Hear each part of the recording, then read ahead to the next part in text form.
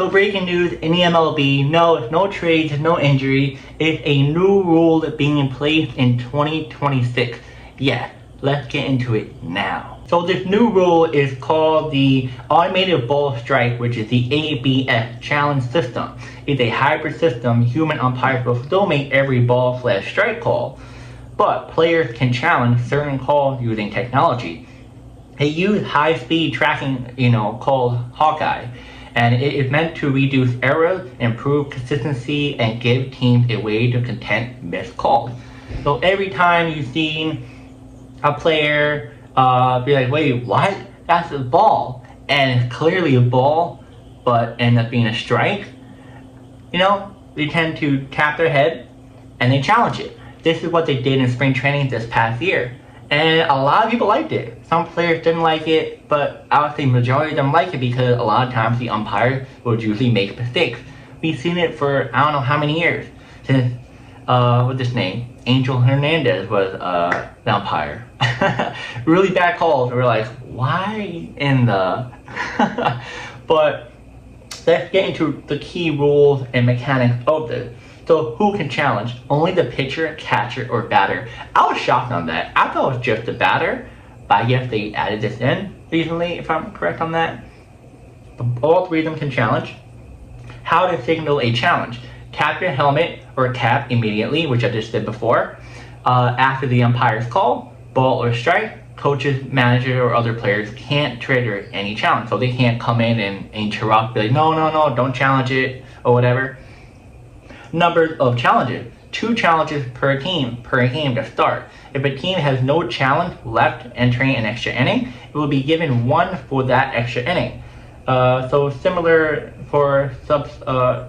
So I just said it. I'm not going to go on further because I'm confusing myself. So retaining a challenge. If you challenge and it calls is overturned, which is the ABS says umpire was wrong, you keep the challenge. If you lose the challenge, umpire is correct, you lose the challenge.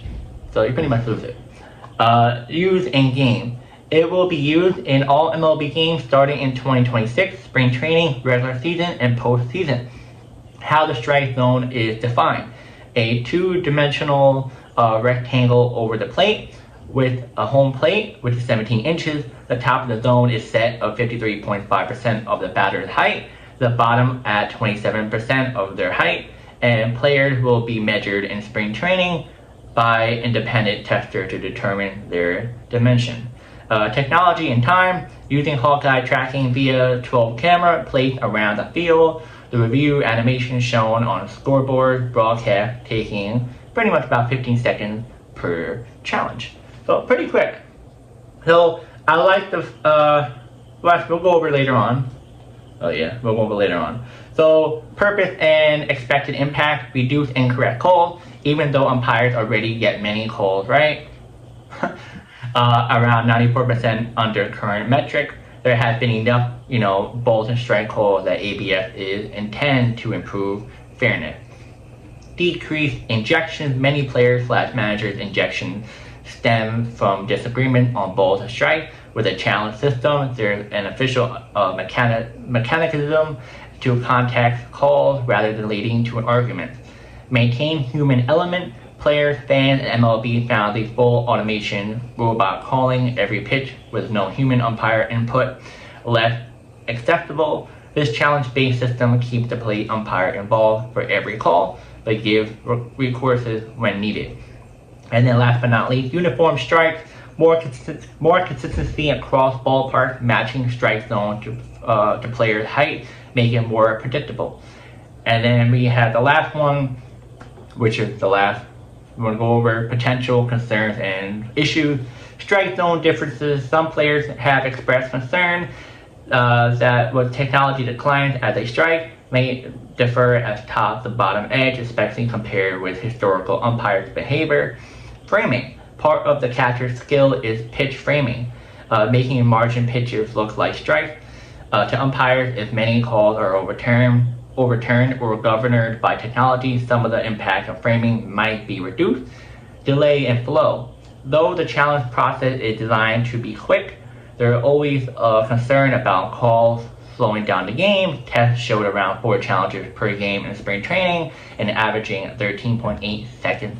And last but not least, human factor pushback. Some players, traditionalists, or umpires may resist because it shifts some power away from umpires or changes the feel of the game.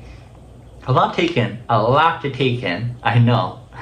So yeah guys, pretty much this whole new system is in play. Let's go over what I think about this. Let's go over the key rules actually. I'm a little bit shocked that, like I said, the pitchers and catchers can do it. I thought it was just the batters, but hey, it is what it is. I like the fact that the managers, well, in a way, managers not getting involved into, if you want to disagree with your pitcher or batter and not challenge, is a little bit tricky because sometimes the manager's angle might be better. But who knows? That kind of takes away from the game of baseball.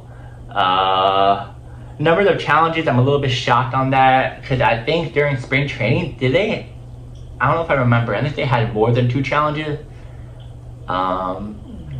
I think they had more than 2 challenges. I might be wrong or right on that. Let me know in the comments. And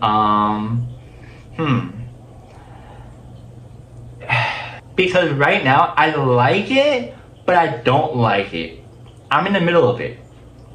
So I can't give you like, hey, this is why I like it. Oh, this is why I don't like it. It's like it's very equal on both sides. So it wouldn't make any sense for me to keep going on and on in this video. But hey guys, let me know in the comments. Do you love this? Do you not like this? The last thing before I go, I love the fact of doing this because you're able to get the calls much more correct and on point than it does prior. But I don't like this because you're not going to have a lot of arguments with the umpire, and it's going to take away a lot from the interaction in the game. Those are 2 sides, that's why I'm thinking 50-50. That's what I think. But yeah guys, I'll see you in the next video.